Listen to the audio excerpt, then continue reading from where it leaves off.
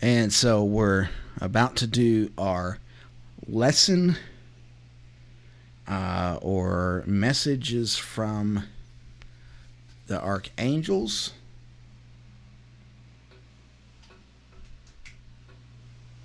And you all will have to forgive me because I got to turn that fan up a little. Shoo. It did done got warm up in here on me.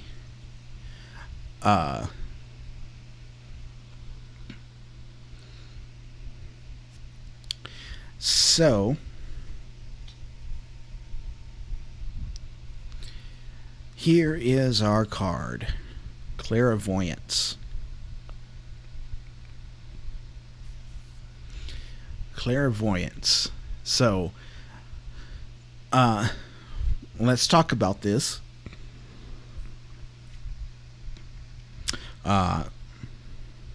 Clair is the knowing, or clarity, or knowing, clarity, knowledge. Listen, anything that is along that line. I don't want to get out the big cord for this thing, just for this mic.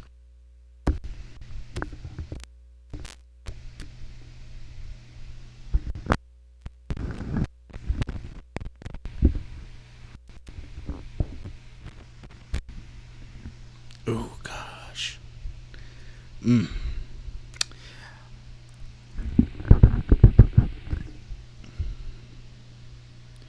So, and then the voyance part of this is voy, visual.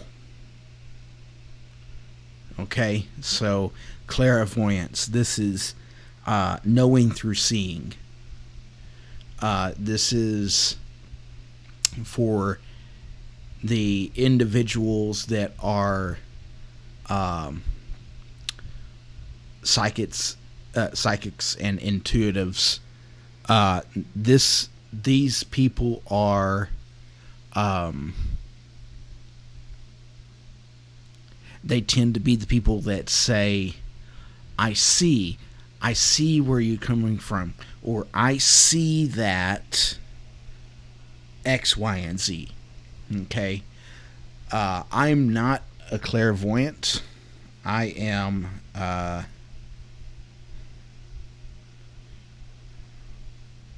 I'm a clairsentient. I was trying to remember and I had to find the card. I'm a clairsentient, which means that I feel. It's like a gut feeling. It's not like a seeing. So, clairvoyance. This comes from Archangel Raziel. Raziel is saying, I am helping your spiritual sight to awaken fully so you can clearly see heavenly love. Okay, so let's break into that just for a moment. So we all can really kind of tap into this clairvoyance. If you want to, really kind of get into this a little bit.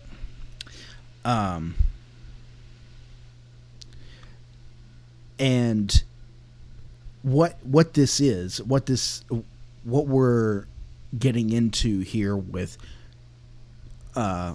clairvoyance and talking about collectively the people of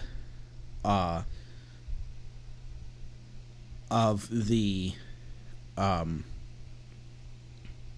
psychic world, the intuitive world, the spiritual realm. Whenever we're getting into the collective thought, is we're looking at those and the people around us. Okay, and everyone can do this part. Okay, just because we know of someone that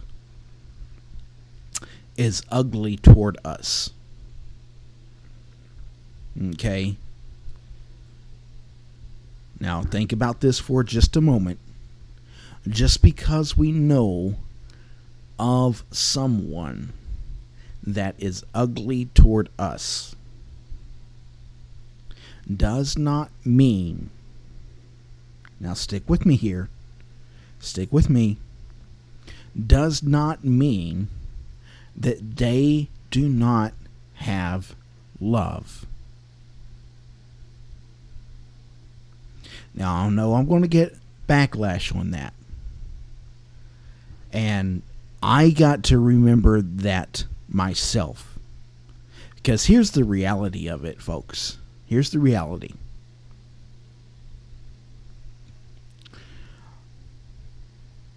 The people that are ugly toward us, the people that want to sit here and point fingers at us and say, if you don't change your ways, you're going to go to hell.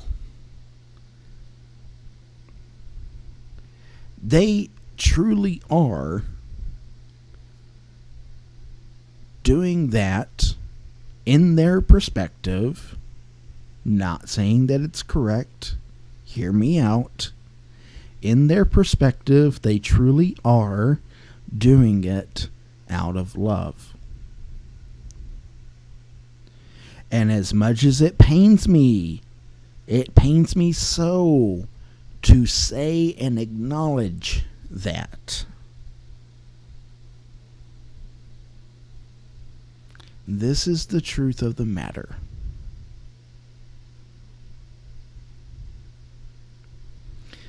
So,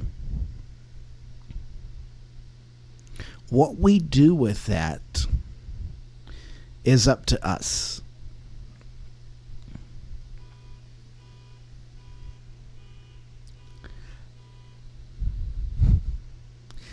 How we portray ourselves in that is us up to us.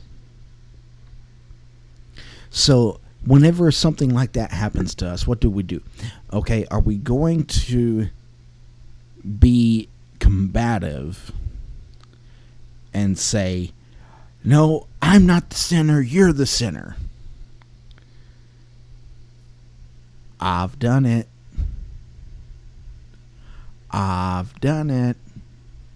It's a whole lot easier to do behind this keyboard than it is in person, but I've done it. I'm not saying that I'm perfect by any way. But there is a lot, and I mean a lot, that we can learn from ourselves if we take ourselves back from the situation and use our spiritual sight so that we can awaken fully, so that we can see clearly heavenly love. Now, that person may not have heavenly love, but it is a love. It's misguided, but it is a love.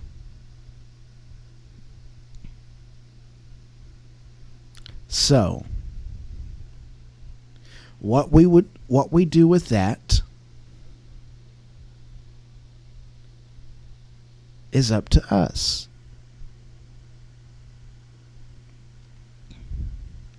Where are we going to go? What are we going to do? Do we really need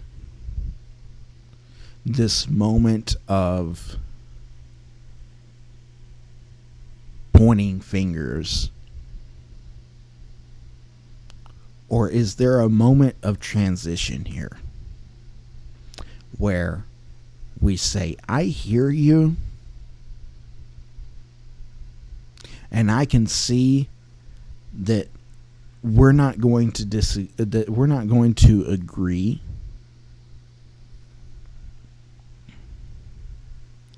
but I'm going to choose to come from a place of heavenly love and remove myself from this situation and from this conversation until I know that we can have a direct conversation without blame and pointing fingers.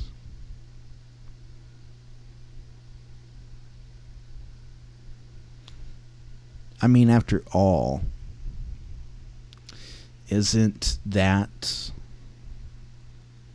kind of what we were called to do?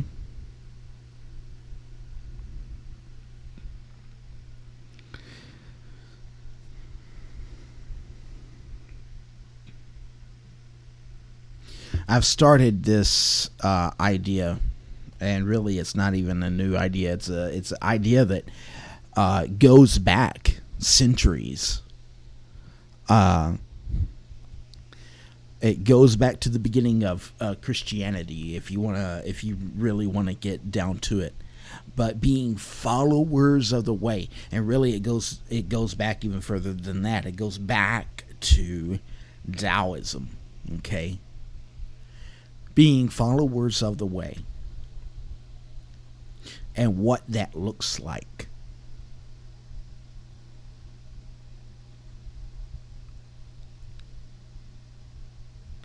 Whenever I think of this,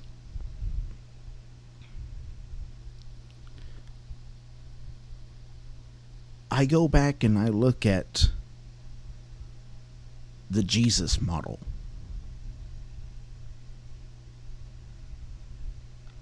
Now, I'm not saying Jesus, Son of God. We're not getting into that discussion. I'm saying Jesus, the person, the rabbi, the teacher, and what was taught and what was said.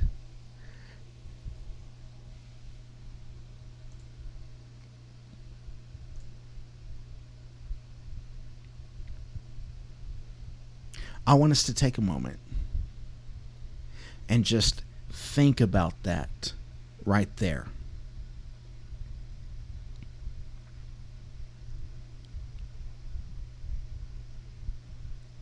Because Jesus said in a parable talking about the last times, but we're not even going to get into that.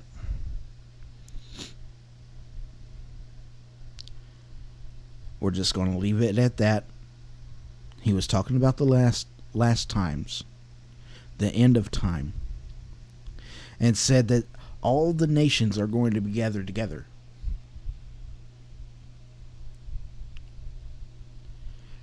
And there's going to be a question, or there's going to be something brought up. And that something brought up is going to be,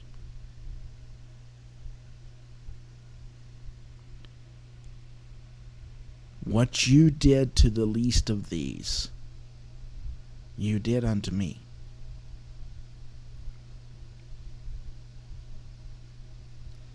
Now, Jesus isn't talking about soul saving or, church worship or spirit worship or anything like that. Jesus talks about taking care of our own.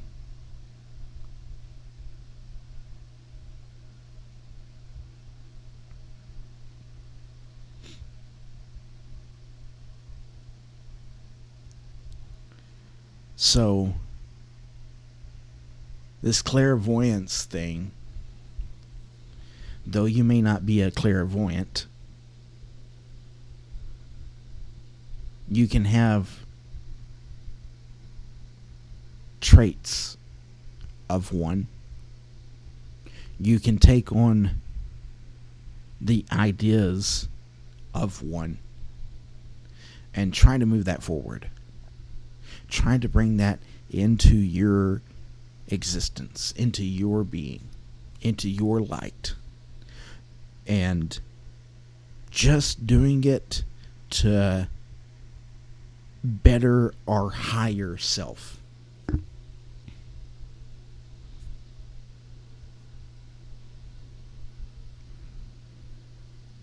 The spiritual lessons that we can learn from this, the not even spiritual lessons.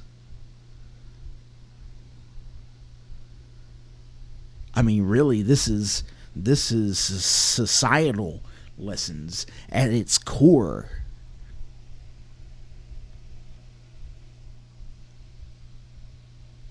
And yet all we can do is sit here and point fingers and name names and be mean and ugly.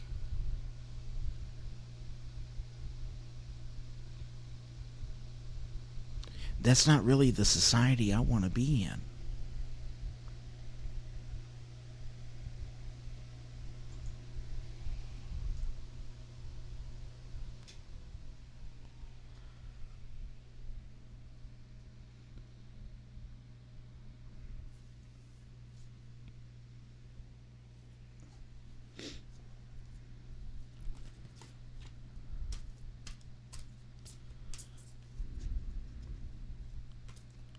Sometimes when I'm out at my folks and I have my daughter, she's off to school Monday, Tuesday, and Wednesday that I have her, and my parents are away, dad's working, mom's ran to town or something like that, I take a moment sometimes and just go out and just reset with nature.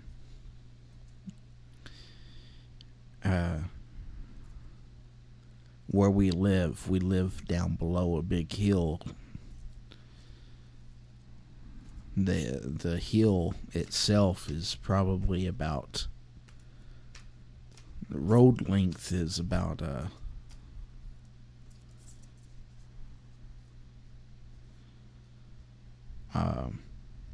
quarter mile or so, but it's quite a steep hill, really. And it's got a little down, and then it kind of levels off, and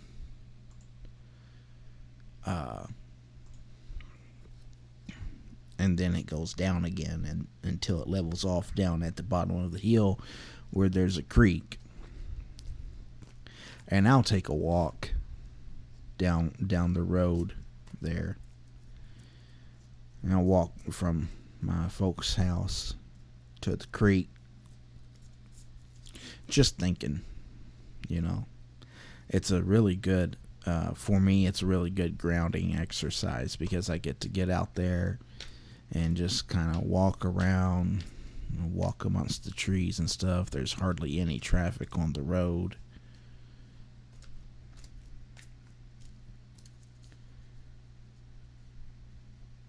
And I just I like to do that, Keeps me centered, keeps me focused. Sometimes. If my little girl's having just one of those days, I'll take her.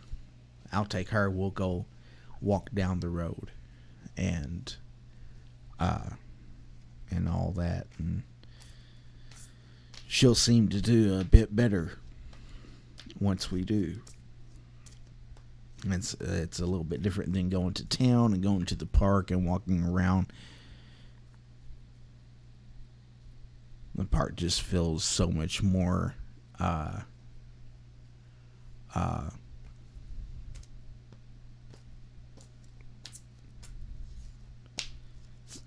synthetic than walking out there around my folks' place and stuff.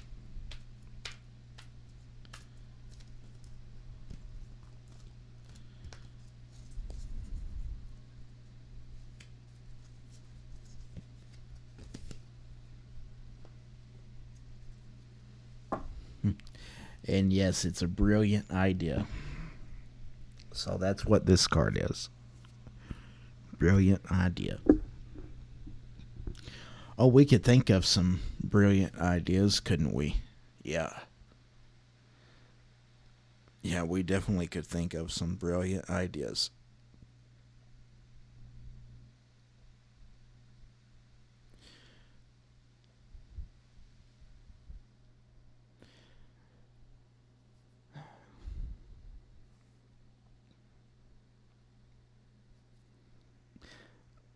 Sometimes those ideas aren't so bright though.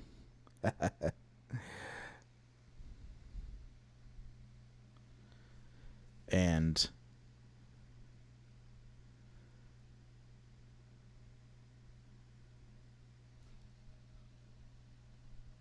sometimes we just need a little bit of help along the way. Yeah. Right? You know. Because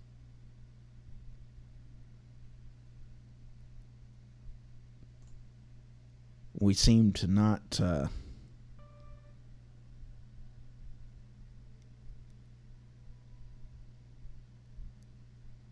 have time for ourselves like we should. But, you know, things are the way that they are for one reason or another. And so we move forward. We have our time. We take it. And then we move on.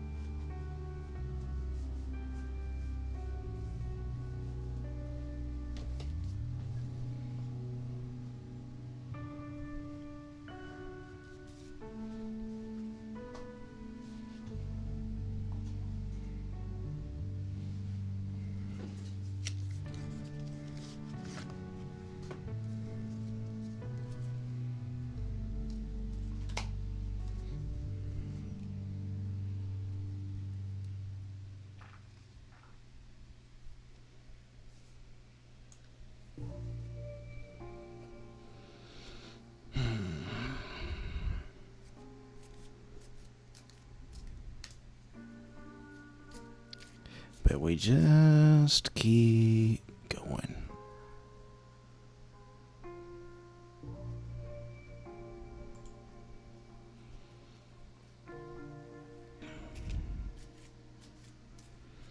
So, I found these dudes. They're devotional cards. And I've been sitting here ignoring them this whole time. Not really as much on purpose as it was. I was already sitting down and I was like, ugh, I don't want to get up. But they actually kind of called out to me this time. Don't know why. We're not going to ask any questions. But there are... What does it say? 60? It says 60 scriptures, but I don't know if there's 60 cards.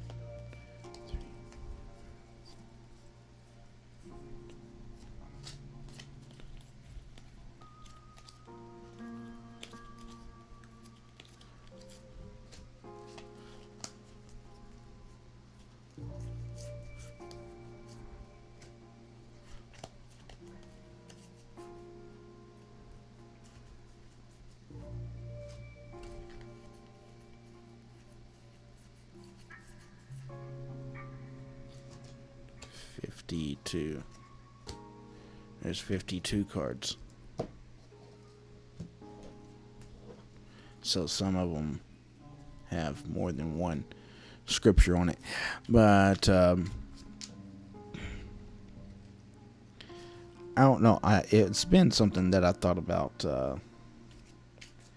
adding as a element to the show.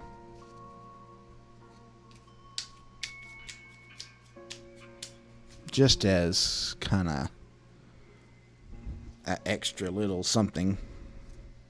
And of course, just like with this, do this just like I would with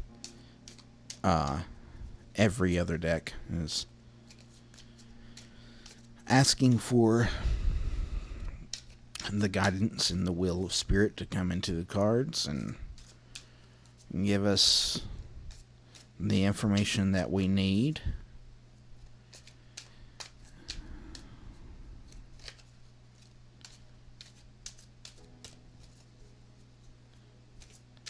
So we're just gonna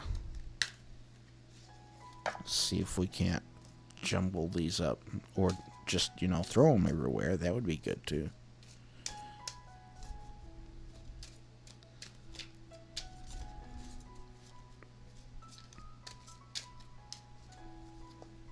Okay. I got a stop sign. So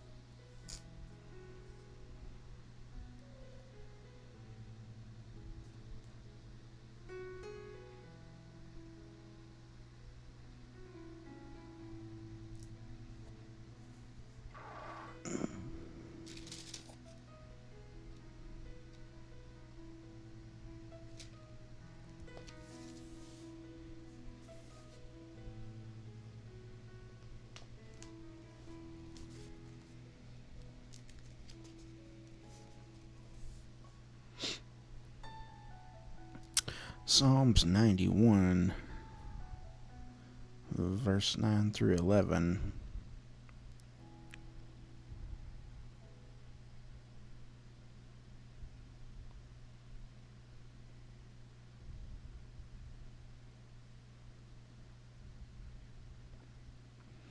Because you have made the Lord your refuge, the Most High, your dwelling place, no evil shall befall you, nor scourge come near your tent. For he will command his angels concerning you to guard you in all your ways. So that's actually kind of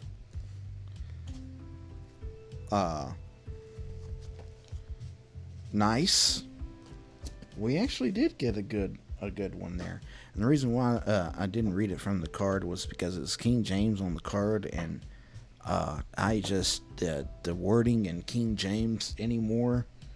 I I like Shakespeare, but not that much. You know, got it.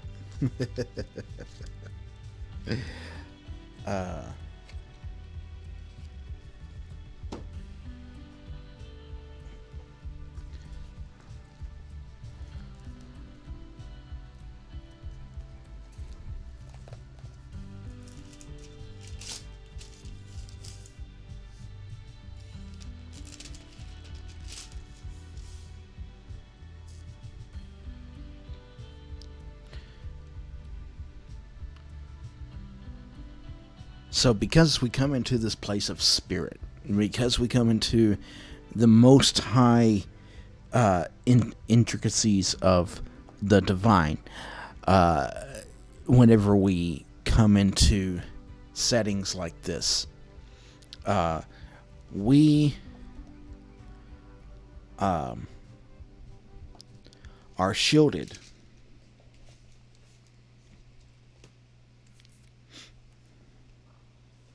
And in some ways, that kind of seems like it gives false hope, if I can get it out right. But at the same time, no, because that really is kind of how it works.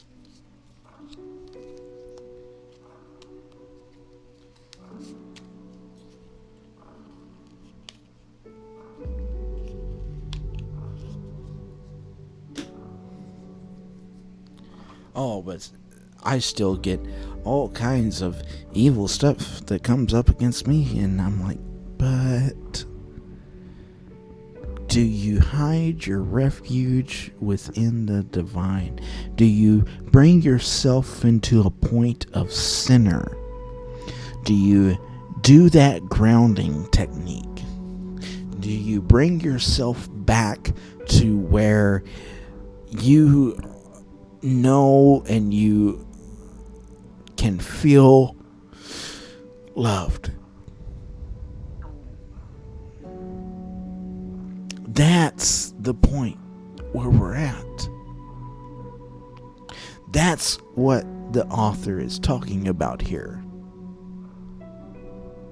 Not whether or not we are actually doing one thing or another, but that we've come back to grounding, that we've come back to a place of protection within ourselves, psychological, spiritual grounding, psychic protection.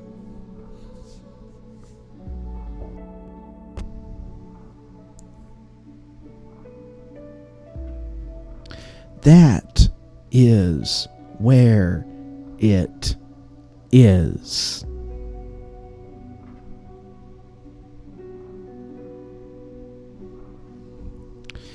So, as we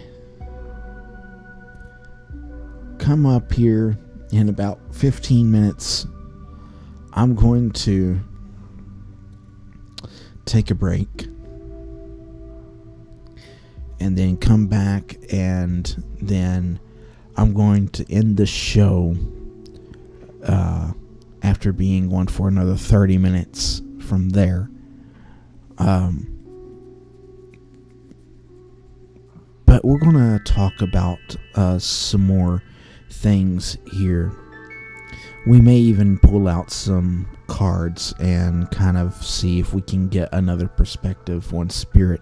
But actually, I'm going to have to go ahead and take my break now. So I will go and take my break. I'm going to set this up to come back at about 8:30. So I know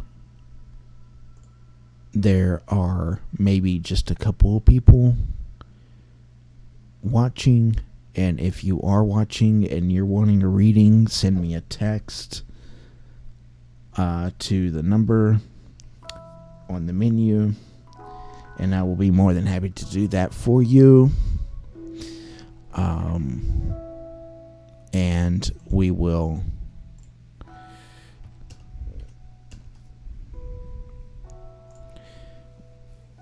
get that going. Okay? And so whenever I come back, we'll start doing readings. If there's anybody that wants a reading done, so just send a text. 530-638-2768. 530-63 Tarot. Thank you.